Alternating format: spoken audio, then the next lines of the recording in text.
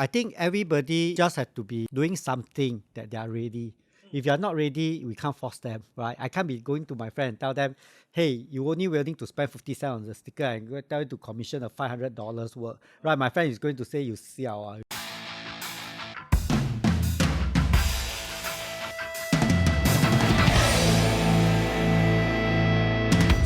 I'm now curious. Okay, so we are now in an age where last time, way back when we're talking about art, right, it's always frame art pieces. We're talking about like Van Goghs. These are like rich people hobbies, right? Nowadays we have the rise of digital artists, we have small scale artists, we have homebound businesses, and they I would like to say that our art scene has improved a little bit because now we see more exhibitions, we see more, like artist alleys, and I'm always very excited to see local artists. Do you consider me buying, like, let's say, okay, this artist, small scale, mixed sticker, right? One piece 50 cents, right? Do you think that is a good first step, or do you think that it is a smarter way for the people who want to support art, right? That instead of making small little contributions and attending, if let's say I want to make an impact, right? Should I go for people who are like, okay, I commission you to do a piece of work that work probably about maybe $500, $1,000, something big, so that at least they do already portfolio campaign instead of just like, my Shopee store 50 cent sticker I sell 200. Like, what is a good way to put our money into art if we want to do that? I think we should encourage everything, even the 50 cent sticker, but as long as it encourages creativity, I think it's a good thing for the whole creative ecosystem, right? So I think everybody just have to be doing something that they are ready. If you are not ready, we can't force them, right? I can't be going to my friend and tell them, hey, you only willing to spend 50 cents on the sticker and go tell you to commission a $500 work, right? My friend is going to say you siao, right? But I think it's about education. So today is part of the education, right? We share with people that if you want to consume art, don't consume it passively, right? So if you can afford, then try your best to commission someone to do a $500 job.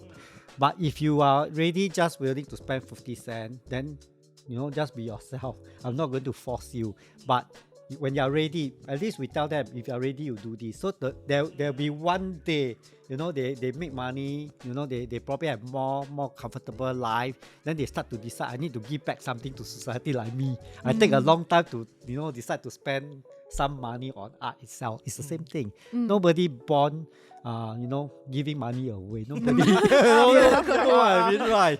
Yeah. So you must reach a stage where you are comfortable and then you are ready for it. Then suddenly you just like throw everything to the ecosystem. Yeah.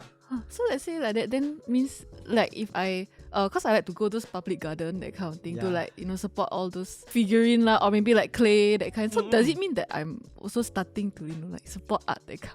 Yeah, I would say that as long as you appreciate art, you are supporting. So when you appreciate art, like today you tell me that you like to go to this garden, right, to look at certain sculpture, or figurine, then when you share, I'm sure you also share it with your friend, right? Yeah. So the minute you share with your friend, is already a strong supporter of art. Correct. I can attest to this. So, I go to an exhibit where it's the digital artist. I have a sticker on my luggage box. That's that thing. So I'm like, oh, okay, interesting. A friend saw that sticker. Oh, this art style very good. Like, oh, okay, you can see bottom got in IG handle. Go and like tell the person. So then my other friend was like, okay, I go and commission work. Then this random artist PM me. Be like, your friend has just commissioned my first piece of work. That's pretty sick. Yeah. And I'm like, my my 50 cent like worth it.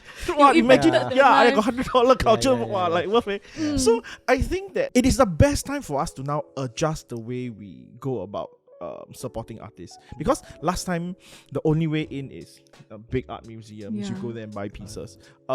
Japan has this very interesting thing where, let's say we have a comic, I just buy one cell, right? That one cell is just one frame in the entire thing. It's also like you supporting, and that costs I think $1. And I think if everybody in Singapore willingly throw $1, suck. It's a big market. Correct. Right? So I don't think that we should be put off by the thought that it is like a big gate of income for us to like hop over. But that being said, right, okay, so now you are collecting your art pieces. At what point does it become a donation instead of, okay, I buy, I support, I'm expecting to get something out of it, right? Do I like first buy one piece so that like what you say, I lifetime own 2 pieces, then the rest I start donating? So, as a financial advisor, right, I No, also have to that's advise kinda my like client. Yeah. Yeah. So as a financial advisor, I think you have to take care of your, the daily expenses, your retirement planning, right? As well as your family potential medical expenses, including your parents, right? So after you take care of that, and then you still got access, then I think you are ready for art, to support the local arts.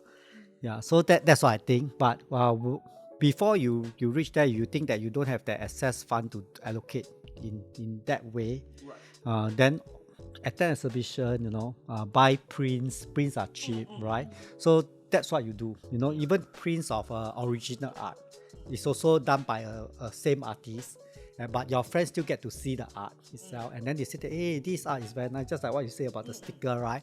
Then they may go to a gallery. For your friend who can afford it, they'll go to a gallery and they'll buy it. Yeah, I think there's no exact point on when you're ready, right? So because at every price range there's something for you to support art. If you really cannot even fork out a single cent, then you just go and attend exhibition. Yeah, so that's it. And there's no right or wrong as to like what is the right method to support local art, right? Totally agree. Yeah. The brilliant part about this is that what I'm hearing is exposure is a good currency to support. Yes, exposure. And we always joke get paid in exposure, that cannot 摊价 one. But I realized that word of mouth still is a very good prevalent way for an artist to get out, because in a very big competitive space, especially now digital art online, it's very hard for you to make yourself known, especially when to this day I still think Singaporean art is very niche. Alright. Right. Even though like for me personally in my own hobby space, I play trading card games, and I know of a local artist who is a contracted artist for like Wizards of the Coast, which is a big deal, right? To see a Singaporean name on an international card, right, breaks my brain, because I've been playing this since I was like 12, right? And I realized that there's a lot of support that goes in through this process, but from where he is to where he is now, he has made it. But if I were to grab a random person and be like, do you know this person? Nobody will know. So yes, word of mouth works, but how do you think we can go about making sure that supporting art isn't now a niche hobby? Obviously, it's a niche hobby. That's why we need people like me and a lot of the people that I met. But what you're saying is that come out it's to spend free, some money to every day go and find this studio who want to expose us so that we can talk about the arts. So these are things that we put in a lot of effort. So you need people who have to put in effort. Cannot be just passive consumption of art, Right. So that's where we are now. Right. So we come to you, then we say that, hey, you can expose us, then we can share a bit about art, then we can promote some art. So I think this is extremely important. So let me ask you a question. If you go to any friend's house, right? Any friend, out of 10 friends, how many of them have something on the wall? On their walls, out of 10 houses that you visited? Okay, my circle a bit nerdy, so most of them would have either local artists or commission artists on their wall. Arts, photo, but not from like like the old generation where it's like proper painting. We're talking about like hand drawn like sketches of like concept art for certain local video game studios. Those will also have. Okay. But it's not grand one. It's all like like, oh, today I sit on toilet bowl, I got something, they sketch something, they print it out, right? Then we get the first draft. Then we buy those like for $100 because we think it's cool. I have a few friends who are into these because I think I'm fortunate enough to grow into this culture where art is not a 有钱人 thing. Okay. It is my friend in SUTD is doing it, I should support the person. So I grew up in a place where there's a bunch of artists around me already, and I realized the value, especially when we're doing media, of exposure. But I like that's why I asked you the question, because as much as I want to do it right, it's not like, okay, I can make a Facebook event, everybody, all my friends who are never exposed to art, come my house, look at my pictures. Very strange, ma. Yeah. So maybe it's a generation gap thing. I think I start to wonder, am I getting the right thing already? because when I visit my friend, right, it's like out of 10 houses, I only see one houses that has paintings or even photograph of certain area, So it's like really one. Yeah, but I think you're right to say that it's not a very publicly known thing, which is why I'm saying that Yeah, unique. strangely enough, it's Yeah. still a very niche hobby. Yeah. Like to get into it, right? Not a lot. Like I have prints like Yeah. $50 that I keep like forever inside frame. One nice one, Yeah. and it's good, especially those BTO couple, right? Don't have money to buy big painting. You start Yeah, small, yeah. also good. Yeah. But somehow, I feel that we are in a situation where the people who want to promote art can only promote inside the circle. Do you feel that the art circle in Singapore is closed? I think for a lot of time the patronage they do a lot, but I think the focus because a lot of them are of they are actually most of them is probably older than me, right? I'm at 50 this year, and a lot of them are even older than me. Then they have been supporting art for a long time. Is it an inner circle? I think maybe to some extent. That's why you need people like me to come out, to try to gain public exposure. In fact, my wife and my family initially was quite against it.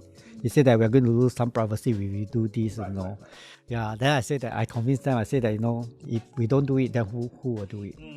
Right. So that's why I tell my wife there's some minor sacrifice we need to make. Then hopefully we move to the next, barrier. We cross the next barrier so that people don't think that's a niche. Yeah. Or maybe it's the niche part more towards like the paintings that are like maybe drawn by like the older generation. Because I feel like when you asked that question, then I was thinking actually maybe the friends around me, they have like more of the current modern art. Is like what you see, like sketches of like games, or maybe like I don't know, like my friend go and like produce an art, then we just support him and like put in our wall. But I think the only person that I can like so even for yourself is out of 10 houses you'll see like no more maybe than only my grandfather house. only have something. Or like my parents, because my grandfather really likes art, but it's like okay. the very like traditional art, like Correct. like the ones with the painting, like the paints like got 3D that kind, or like Oil it's very painting, oil that kind. painting and all. Yeah. But I think currently now it's more like I don't know, maybe more modern, more abstract, that kind Yeah, of thing. probably like digital sketch, then they print out, then they put on the wall. So Yeah, possible, yeah, right? yeah. So those are the one. Yeah.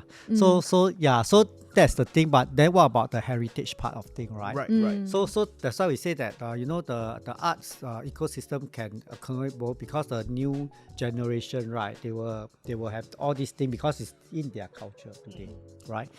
But as the wealth grow, as they age, as they grow, right, they will think differently. They will think that I need to keep certain heritage. So it's only when you reach a certain point in life, then you start thinking about certain things about life. Then you start to question yourself, why am I, like for example, like why am I in this world? How does the Singapore look like in the past, right? So if you start asking yourself this kind of question, how does Singapore look in the past? Then you start searching for photograph of it. You start searching for paintings of it. Then probably that's where you start to acquire, certain form of arts. Right, and we are not saying that we are supporting the old painting works, right? But what about the current generation artists that's painting the current things? That they maybe just now I was talking to Sherlyn, casually. What about a painting about a vapor, that is looking very desperate, and the mother that's crying and looking extremely depressed as a painting. So these are what we call the contemporary art, right? So in this contemporary art, then you date it 2025 job, work that's done in 2025. Then this already capture a historical, a cultural, social issue at this point in time. And then this kind of thing in future, when y'all look at it, then you will know that hey, we went through this. Maybe one of our friends is a vapor, also possible. So these are some of the things that we are talking about, supporting the current artists as well, not just about the old artists.